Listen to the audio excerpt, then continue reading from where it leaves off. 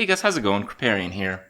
The nerfs have arrived. This is like the second best part of Hearthstone. The best part is obviously we get new expansion content, and the second best part is we get a lot of significant and impactful nerfs. Because while we don't get a whole new expansion as a new experience in Hearthstone, we get a new, experience of actually playing Hearthstone. People drastically change the decks that they play, which means you drastically also change the decks your opponent is playing. So the whole Hearthstone ranked experience is going to be new and fresh, at least for a while, and with the next expansion probably coming up in a few months, it's looking pretty good. I have to say, Hearthstone, this expansion has been very good on all accounts, except for possibly Standard Ladder, and this might change up things just enough to where people have a lot of fun playing it. And I know there's some skepticism to that and some of these nerfs, but let's go through it and give you guys my perspective.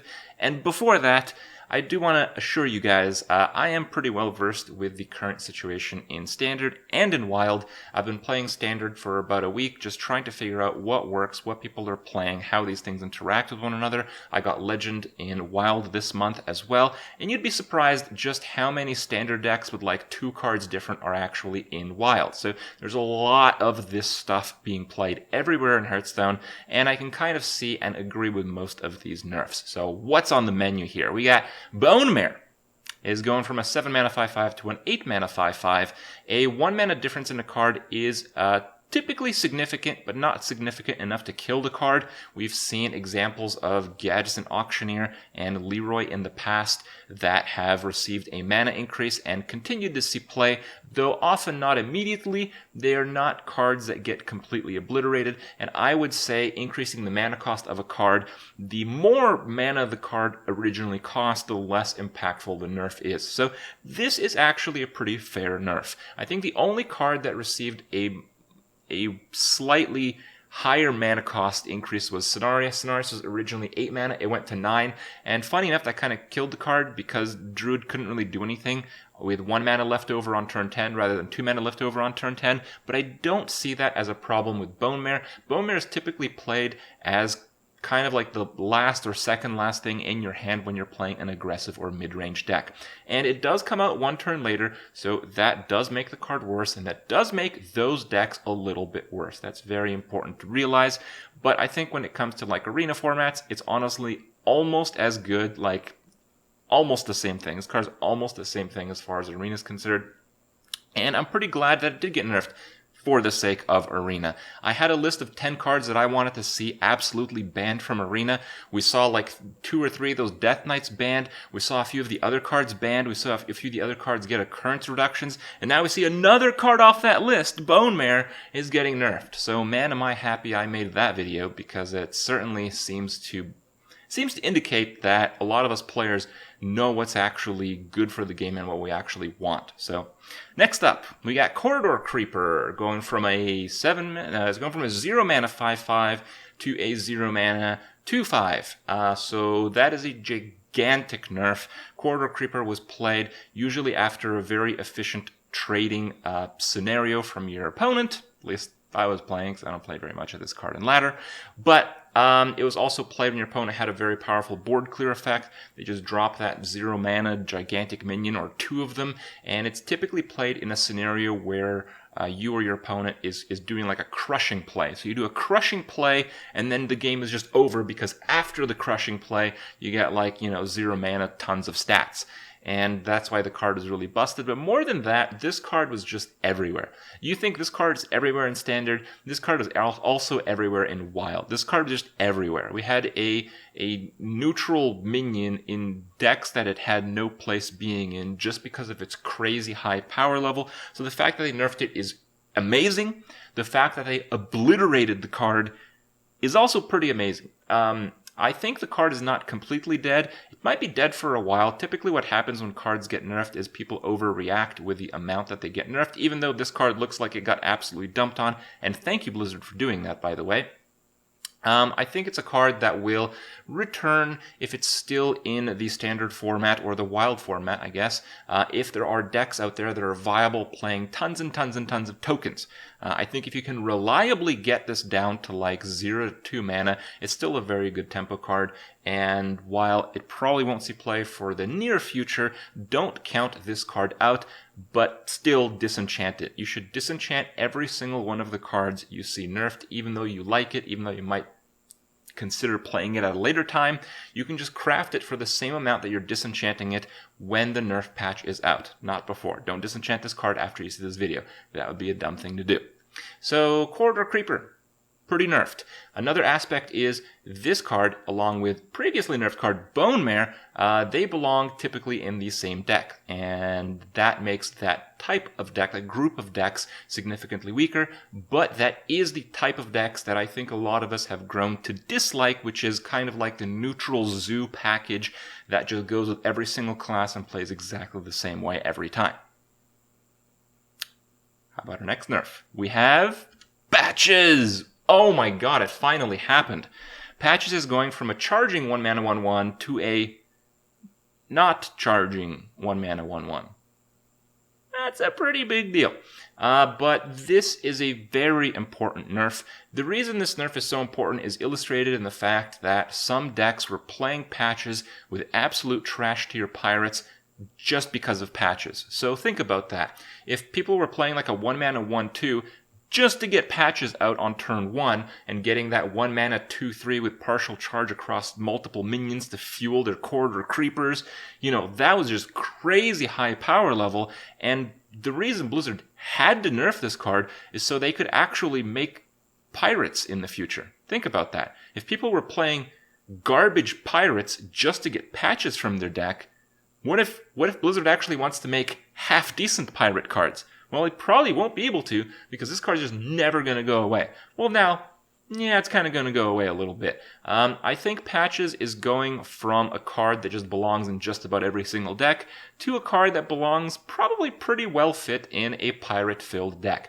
So if you think about it, a lot of decks that were running Patches were running just the South Sea Captains, some an extra couple pirates, but if you just had the Captains, you're looking at a roughly, I know Mulligan odds change that, roughly a 1 in 3 chance that you would draw Patches before the other pirate, which would be a really bad scenario. And of course, if it doesn't have charge, it'll be an even worse scenario moving forward. But if you have a deck with like 8 or 10 pirates, the chance that you get Patches before like any other pirate is significantly lower. So Patches is still going to be a good card in a pirate deck. It's not going to break the game, and honestly will help the pirate archetype. Aside from Pirate Warrior, which was its own problem, we haven't really seen much of a pirate-themed deck outside of, oh hey, Patches is here.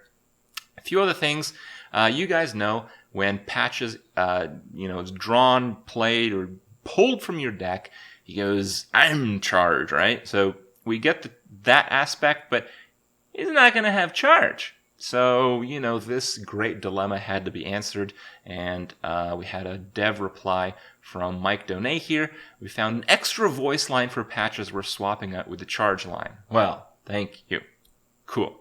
We'll have a fully immersed, new, terrible version of Patches after the next patch. And another concern here with the overnerf, this is by far the most popular comment in the official thread regarding these nerfs. I have that below if you want to see it. Should have given Patches Battlecry charge so players don't get screwed by drawing him. Well, I absolutely agree from a balance perspective, but I don't disagree with absolutely annihilating the viability of Patches. So it's kind of like a situation where I both agree but also disagree. I think Blizzard does the right thing in this spot by absolutely destroying the viability of Patches and allowing them to actually make good pirate cards. The better Patches is, the worse pirate cards they have to make in the future, and that is a big deal in this. Then we have Raza the Chained. How about that? If your deck has no duplicates, your hero power goes from 0 to 1. Yeah, that's pretty crazy.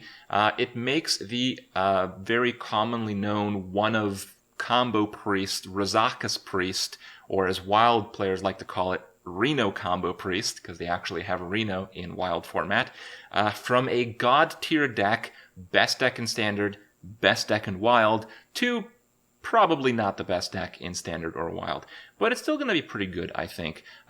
If you really think about it, yeah, you're not going to be able to play those, like, 40 damage combos. You're not going to be able to do crazy Velen combos anymore, so the burst is significantly lower. Rather than taking like 1 turn or sometimes 2 turns after you play Shadow Reaper Anduin to kill your opponent, typically with some very savage combos, you're going to need an extra turn or 2. However, what you have to consider is, I remember playing against Razaka's Priest early on when players didn't fully realize the potential of the combo, and in those early days, a lot of those players just fought for board control using their new Priest refreshing hero power. And in doing so, they were typically able to stall out the game. So my point is, while yes, Razaka's Priest won't be able to just completely slam you like a couple turns after doing Shadow Reaper with a Raza previously played in the game.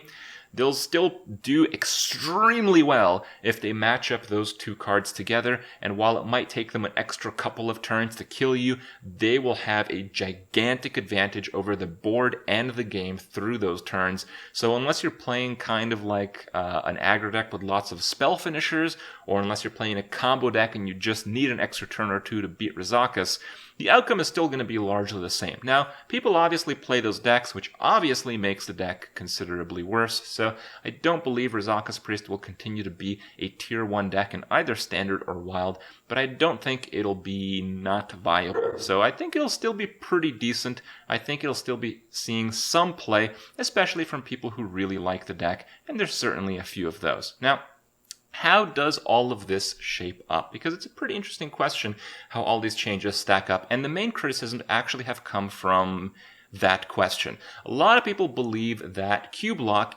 currently the only considered tier 1 deck in the meta right now that is completely unaffected by these card changes, they believe that this deck is absolutely going to dominate. And yes, it's hard to disagree with that, but I think there is another aspect to this that some people are overlooking heavily. So what are going to be the other tier 1 decks?